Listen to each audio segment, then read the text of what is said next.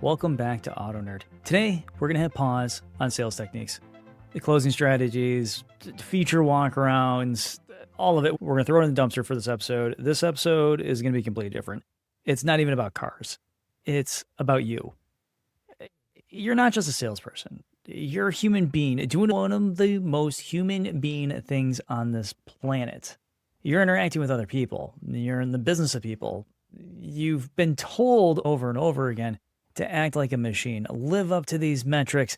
And that's the problem that we're going to try to solve today, is how to retain your ability to still be a human being and still be able to maintain these metrics that we're told to meet so we can be just simply a cog in the machine. How do we do this without losing our sense of self?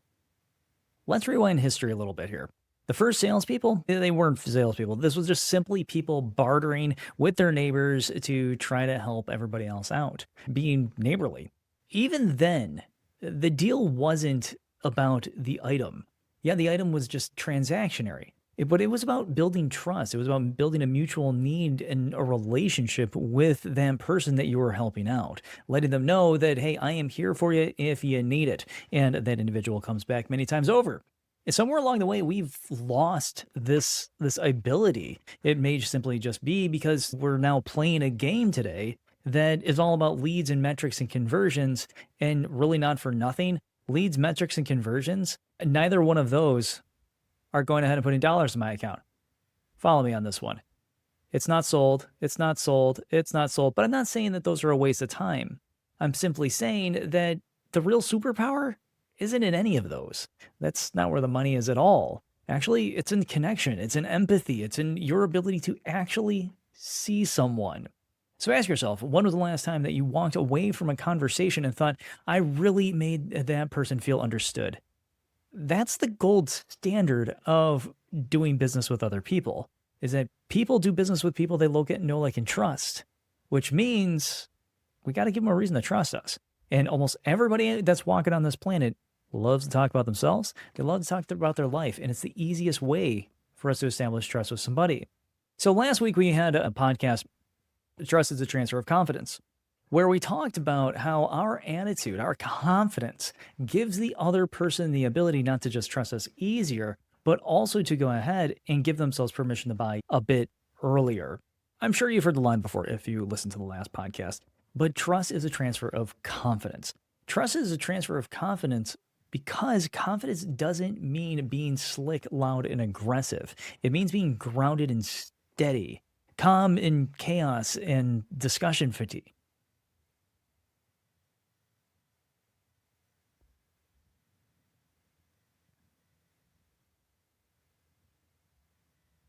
This is you going ahead and working with the customer and having a backbone, right?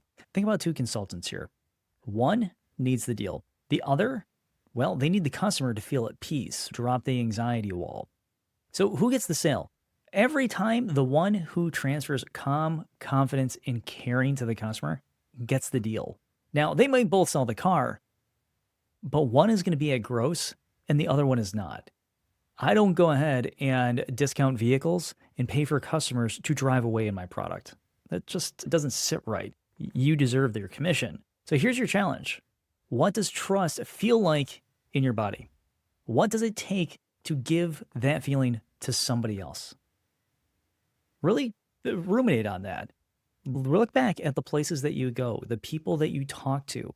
Why do you trust these individuals? What does that take to build it in you? And then transfer that to a discussion with the customer. Put that kind of energy into it. Because when confidence isn't being exuded, that transfer of trust can't happen.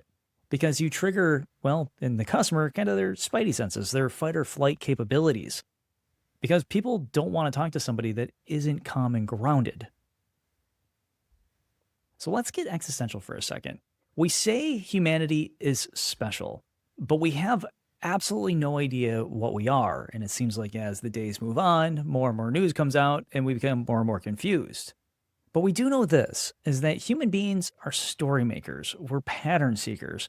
We're emotional creatures that crave meaning around every turn. And yet, We act like transactional robots with pay plans. But the truth is that you're not a sales board. You're not a commission slip. You're a meaning maker in a world starving for that meaning. I mean, heck, why does the vast majority of social media even exist? People are looking for something to latch onto. So let's give it them the ability. The next time somebody walks onto your lot, remember this, they're not just buying a car. They're looking for safety, freedom, identity. They're looking to be seen. Your job isn't just about to sell the product, it's to reflect their story back to them and to help them believe that there is a better version of it around the corner. Again, it's not about selling the product. The product just gets them in front of you. It's about taking their story and amplifying it for them, and giving them the confidence to go ahead and trust that the decision that they're about to make is the best possible decision that they could possibly afford to come up with. Let me tell you about Marcus. Marcus was 3 months into this job. He got on in, he was hired over in Texas. Oh, he worked his tail off in the following years. But I remember when he was new, he told me this little story just about this, a woman that came on in. And Marcus at the time, he knew his inventory and rebates and all the steps of the sale. And he was good. He was in my classes constantly. I mean, he wasn't the closing king by any stretch of the imagination, but he learned one day what it actually took to be the closing royalty on his showroom floor. And so one day, this single mom comes on in, and she was nervous, flustered, clearly overwhelmed with just life in general. And Marcus simply just greeted her, offered her water, and said, "Hey, come on in, take a seat real quick. Hey, what kind of day are you having?" And that was it. That was it. Everything changed. This woman all of a sudden went from like crazy, anxious, in a position where I'm not very comfortable. I mean, heck, dealerships aren't comfortable for anybody. And all of a sudden, they had a 20-minute conversation before they even touched a vehicle, before they even went ahead and cracked a door open. She ended up buying that day at the addendum price on the vehicle. She ended up referring 4 people the following month, which was super cool for him. Marcus realized that if he was to go ahead and put out humanity first, show the customer that, hey, I am a human, I care, I can be kind, and a guide second, and lastly, a seller, well, that person, that human that was in front of him, that single mom, just opened up. She told her life story to him right then and there, which for many of us, I've heard it over and over. Why would I want to know that information about the customer? The reason that you want to know that information about the customer is the more information that you have on that individual, the higher the likeliness is that you can utilize that information to mold your presentation, your reasoning, your logic to that individual. It also gives you the ability to mold the experience. And Marcus knew that right then and here. As soon as he asked that question and everything changed, the text message came on in, "Dude, I just asked her how she was, and boom, here's what happened. Is this normal?" And I said, "Yeah, that's how humans work." So let's build on that. Let's get serious here, because this playbook is completely wrong. You got the road to the sale, and you got stupid idiots out there going, "Find the hot buttons." Here's the deal. When you hear things like this, hot buttons are just telling you to stop. It's not telling you to go ahead and dig any further. We need a reset here. And we need to take the stupid tools that we learn every day that tell us to stop learning about people and throw them in the trash. Here's your reset. Your reset looks as such. This is simply a blueprint for remembering who you are every single day. Start with awe, not urgency. The person in front of you, realize the fact that there is something special about them. They are unique, they are different, they are not you. And they're sure as heck not the person that you talked to before who was just a complete jerk. This person is entirely different. They have no memory of what the previous 3 to 50 customers that you had were. They have no memory of your crappy month that you may be going through. What they do have, though, is somebody sitting in front of them that they're looking to build trust with. They're looking for the reason why I should buy the car. So start off with awe. Get to know who that person is. Treat them like they matter and treat them like you actually give a crap. Go secret shopping. It is appalling how many consultants out there won't put their best foot forward or refuse to because somebody told them, if you simply sell the car, you get a paycheck. And they don't understand all the little intricacies that go on into it. Like if you're nice, people end up paying more money. It's kind of a weird thing. Second thing, ask what they fear, not what they want. wants lead to, specs and you going ahead and going, well, this much horsepower here and the turbo works this way and the gasoline injection works like this. And it leads for people like myself to go, well, Henry Ford in 1914 and heptane, and here comes the rabbit hole. So don't go that way. Start off with something a little bit different. Start off with reaching a hand out and letting the customer know, hey, I'm here for you. Ask for something like, hey, what do you fear about the car? Like, there's a lot of new stuff coming on these new vehicles. Is there anywhere that were like the struggle bus that you could foresee it hitting you? I just want to make sure that either A, we're not going to go too far into that stuff. B, I can avoid that stuff. Or C, I can make you far more comfortable with the new items in the vehicles so you feel a lot more confident in your car. Again, this is setting the foundation for the customer to go, yeah, here, you are very different. This relationship is going to be, well, great. Spend that time with the customer there. Sell the presence, not the product. The product just got them in the door. Your presence is either going to keep them or revolt them. And in the end, they're buying you. Yes, they're driving away in the vehicle, but you're going to be the primary reason that they either buy or they don't. So make that version of you steady and curious and kind. Somebody that's able to dig into the conversation politely, but not scared to ask the pressing questions that actually have value to them. For example, during needs assessment, what can you realistically pay based on the vehicle that you're driving? Tell me, we need to go ahead and get these things out of the way before I show you anything. But here's a bonus challenge for you. I want you to greet one customer with zero sales agenda. None. I just want you to walk up to them and say hi and carry on a conversation. Just learn something about them that you couldn't find in the CRM. Something that if you went ahead and you pulled up your bot and asked it, it couldn't go ahead and tell you. Get that person to talk.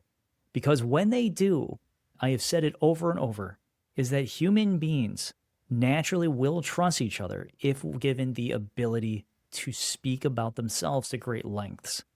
So talk to people. Get them to go ahead and look at you with a state of awe as well. Because as soon as they realize that you care and you're not that other sales consultant or the other one that they spoke to recently, you're a different face and a different type of individual, all of a sudden the whole script changes. They're no longer going ahead and saying, hey, this is the product and the price that I want. It's here's the features and why, and that $250, $350 a month that I told you earlier, it doesn't matter anymore. We just need to get the job done. And we hear this all the time. Here's what I want you to remember. You sell transportation, but you also sell peace of mind. You sell horsepower, but you also sell identity. You sell features, but you also sell feeling. And the only way to do all of that well is to remember that you're not just a salesperson. You're not wedged in some sort of box that's labeled salesperson on the front of it, and people avoid it like the plague. You are a human in this machine. Don't make the machine turn you into just another wheel in it. It's not going to be fun. But you're also a mirror, and you're a translator of trust and a steward of stories. This means that when you bump into people every single day, you're pulling in all this information. And if you can start to retain some of that, you become a much more interesting person. And you have the ability to adapt to the other person sitting in front of you. Now, if you haven't listened to my podcast, The Great Reset, yet, I recommend that you find me on Spotify or Apple Podcasts or YouTube and go back and find The Great Reset. Because the Great Reset podcast, I talk about the importance of leaving that person behind. When things go rough and they go sideways, how you can reset yourself quickly and get back out there. Because those months that we have that are great, but those months that we have that are terrible, they're worse than bad. In order to be successful in this business, you have to be unforgettable, and you have to be the individual that people go, hey, you know what? I'm not going to go there because they had like a pressed suit and, slick hair. I went there because they were human. They realized that I was human too, and they wanted to make damn sure that I was going to be okay. That's your challenge for this week, is to go ahead, find something your CRM won't tell you, and then cater to that customer in a way that they never thought that somebody would be willing to go ahead and help them out with. So thanks for riding along with this episode this week of Auto Nerd. If this hits home, hit the share button. Please leave me some information down below, right in the comments. In addition to that, follow along. When it comes to following along, an awful lot of you aren't hitting that button. So open up your podcast, just click that follow button real quick. It's not going to be too terribly hard, or subscribe if you're on YouTube. The webpage is now up and running. If you can't get to it, that just means that I haven't figured it out yet. New newsletter coming out, and on every Saturday, I will have the Saturday morning dealership dispatch from Auto Nerd, and that is with myself and our new little friend Otto, who is going to be helping out with coming up with a couple of skills activities here and there along the way. So until next time, be kind, be curious, subscribe to the podcast, and keep showing up like you remember what we all forgot, because that's going to be one hell of a superpower for you. Go crush it this week, and I'll talk to you next Thursday.